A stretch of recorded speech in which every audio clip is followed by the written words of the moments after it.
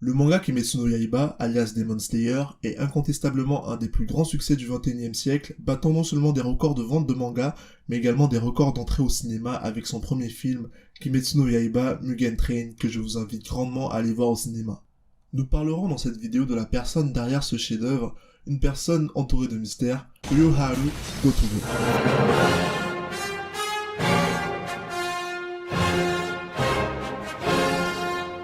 Si le manga Demon Slayer est extrêmement connu, son mangaka, elle, l'est bien moins. Du moins, personne ne sait à quoi elle ressemble étant donné qu'elle souhaite garder son anonymat.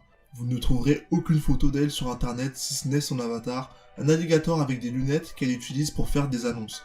D'ailleurs, personne n'est sûr à 100% que c'est bien une femme. Mais c'est pour l'instant l'hypothèse la plus probable selon les lecteurs du manga étant donné qu'un employé du Shonen Jump, magazine où était publié Demon Slayer, aurait fait fuiter cette information. Gotoge est né en 1989 dans la préfecture de Fukuoka au Japon et est donc âgée de 32 ans. Personne ne sait grand chose sur elle sur le plan personnel et j'ai envie de dire tant mieux étant donné que c'est le but quand on préserve son anonymat. Néanmoins, les informations sur sa carrière sont disponibles sur internet ainsi que ses réponses à plusieurs questions de fans que je vous lirai plus tard dans la vidéo. Gotoge raconte que quand elle était une enfant, elle n'était pas très douée en dessin et n'avait pas confiance en elle. Elle avait du mal à progresser, même en demandant des conseils à des personnes plus habiles. Cependant, elle n'a jamais laissé tomber. Elle n'a jamais abandonné son rêve qui était d'être mangaka. À l'âge de 24 ans, en 2013, elle participe à la 70e édition du Jump Treasure Newcomer Manga Awards qui vise à mettre en lumière les jeunes mangaka. Elle y participe avec un one-shot qu'elle appelle Kagarigari, considéré comme étant le prototype de Demon Slayer. Je l'ai lu et en effet, c'est le cas. Par exemple, je pense que ces personnages vous disent quelque chose. Je vous mets le lien dans la description si ça vous intéresse. Gotoge remporte le premier prix avec ce one-shot, ce qui lui ouvre les portes de la publication dans un magazine, le rêve de tout mangaka amateur. En 2014, elle publie deux one-shots dans le magazine Jump Next. Un nommé Monjushiro Kyodai, qui suit deux frères dans un univers sombre qui doivent accomplir une mission pour obtenir une prime. Et un autre, Rokotsu-san, qui suit un aveugle ayant des sens lui permettant de sentir le bien et le mal dans un monde où les gens deviennent des démons à cause de leur malice. L'année suivante, en 2015, elle publie un autre one-shot nommé Hainiwa no Zigzag, mais cette fois dans le Weekly Shonen Jump. Dans ce one-shot, on suit Zigzag qui a le pouvoir de venir à bout des malédictions. Malheureusement, aucun de ces one-shots n'a pu devenir une série, c'est-à-dire devenir une série qui sortirait quotidiennement, c'est-à-dire hebdomadairement ou alors mensuellement dans un magazine.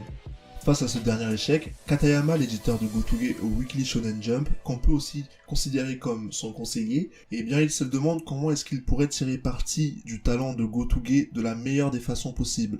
Il en vient à la conclusion qu'il faudrait faire quelque chose de plus simple, moins sombre et plus accessible que ce que Gotoge avait l'habitude de faire. C'est ainsi qu'il lui soumet l'idée de partir de son premier one-shot Kagarigari comme base de travail en y rajoutant des traits d'humour, des personnages attachants et en choisissant comme nom Kimetsu no Yaiba. La suite de l'histoire, vous la connaissez.